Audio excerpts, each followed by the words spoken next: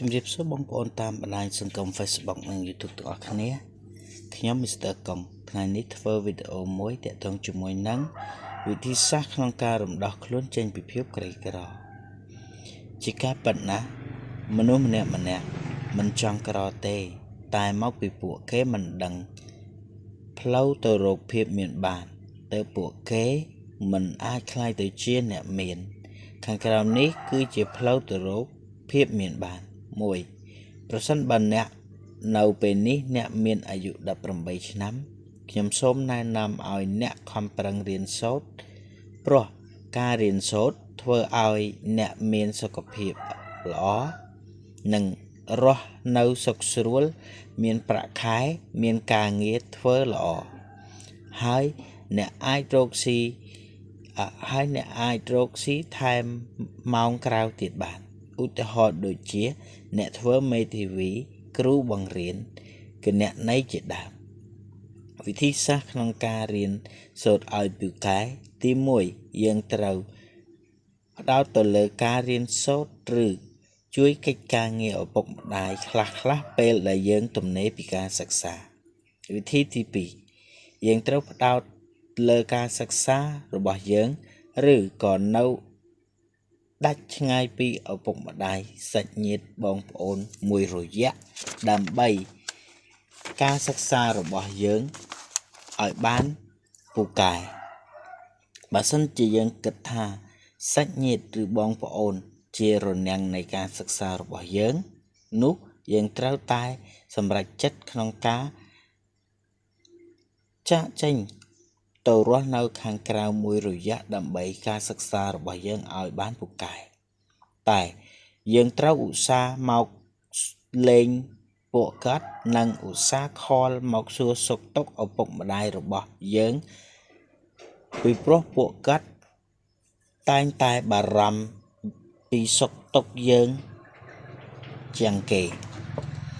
ខ្ញុំសង្កេតឃើញថាការសិក្សាដែលទទួលបានជោគជ័យគឺមាន2គឺទី1ការសិក្សាដែលទទួលបានភាពជោគជ័យនោះគឺទី1ការសិក្សាជោគជ័យដែលបានមកពី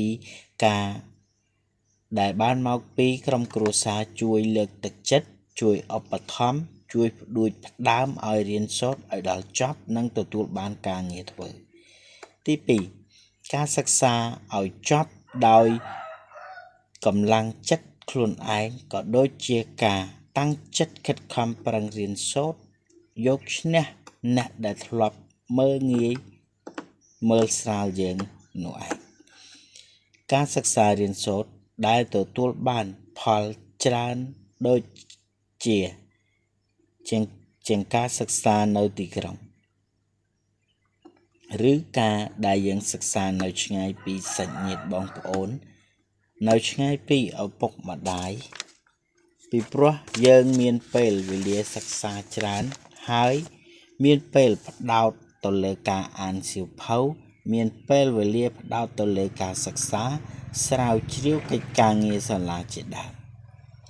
យើងមានទំនួលខុសត្រូវខ្ពស់លើជីវិតរបស់យើងព្រោះថានៅពេលដែលយើងនៅម្នាក់ឯង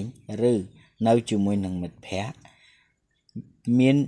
ពេលនោះយើងអាចដាក់ខ្លួនស្គាល់ខុសស្គាល់ត្រូវច្រើនចេះថែរក្សាសុខភាពដឹងរបស់ណាដែលត្រូវញ៉ាំនិងមិនត្រូវញ៉ាំ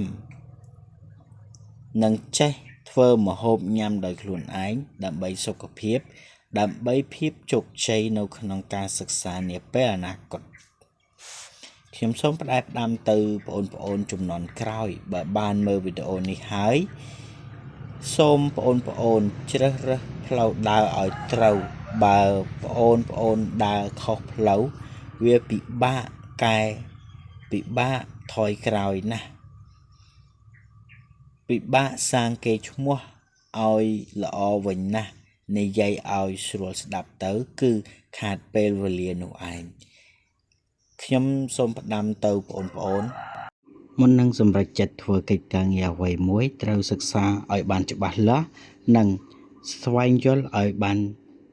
ច្បាស់លាស់សិន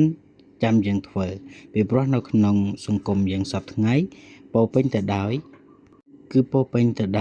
មានមិត្តទាំងមនុស្សល្អនិងមានទាំងមនុស្សអាក្រក់ដូច្នេះយើងត្រូវចេះបែងចែកមួយណាល្អមួយណាអាក្រក់សូមអរគុណសូមជម្រាបលា